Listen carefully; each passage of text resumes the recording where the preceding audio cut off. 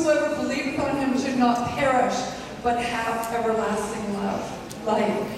And God has chosen the media portal in this hour for us, his people, to conquer, to possess, to occupy, so that we can release his message of love, his message of truth, of righteousness, of goodness to the world. Through media, in a push of a button these days, you can get the gospel out to the entire world at one time. It is an amazing hour that we are living in. So often when we hear about media, we hear about all the negative things, like, oh, it's so terrible what's out there on media these days, what's on television, and, all the bad influence, and, we speak a lot about that bad influence. And it's true, there are bad influences through media. But there is an opportunity for us to produce so much good media that there's no room for anything else. That we can influence the minds and the hearts of people through media to know the living God, to desire the living God, and to desire his purposes, his goals, his vision, his values. And we have this amazing opportunity at this time to fill every inch of airwave that we can find, every bit of bandwidth that we can possess. We have this opportunity. And in God, all things are possible. I think a lot of times the reason why we maybe look at it as such a big mountain and, just only see the negative is because we don't really know who we are yet, that we are a people who can possess and occupy.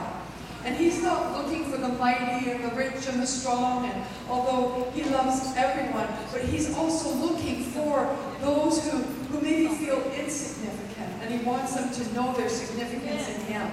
Those who feel weak, and he wants them to know their strength in him. Those who feel poor, and he wants them to know their wealth in him. He is looking for all of us to take our place, because us plus a mighty God, an awesome God, equals a complete victory for the world. And this next generation, they just need us. They need us to rise up and take our place. Media mentors children in this hour. Many children do not have parents to come home from school to. Many children these days do not even have parents who are available to put them to bed at night or get them in the morning because of the way things are in the world that we live in.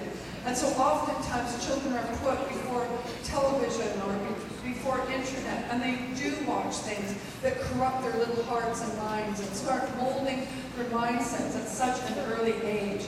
But we have this opportunity in God to rise up with faith and hope and love and see that generation blessed with values and integrity and love and purpose and vision. We get to do this, and church, we will do this. Amen. I was in Oklahoma a couple weeks back with Katie Sousa. We were doing a conference, and I woke up one morning singing out of my sleep. And I'm not like a public singer or anything, but I woke up singing a song that I hadn't remembered for a long time, and it was "To Dream the Impossible Dream." And I want to read the words of this song because it's going to become a theme for us, because God's asking us to conquer a media mountain, which right now, it's just a great challenge. It's a great challenge. And in the natural, many could say that'll never happen. Oh, that would be impossible.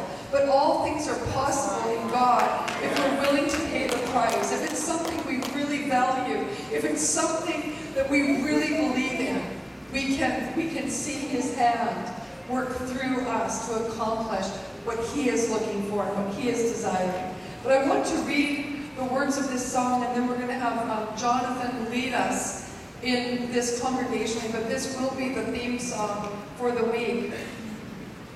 And it goes: to dream the impossible dream, to fight the unbeatable foe, to bear with unbearable sorrow, to run where the brave dare not go, to right the unrightable wrong, to love pure and chaste from afar, to try when your arms are too weary, to reach the unreachable star. This is my quest, to follow that star, no matter how hopeless, no matter how far, to fight for the right without question or pause, to be willing to march into hell for a heavenly cause. And I know, if I'll only be true to this glorious quest, that my heart will lie peaceful and calm when I'm laid to my rest. And the world will be better for this, that one man, scorned and covered with scars, still strove with his last ounce of courage to reach the unreachable star.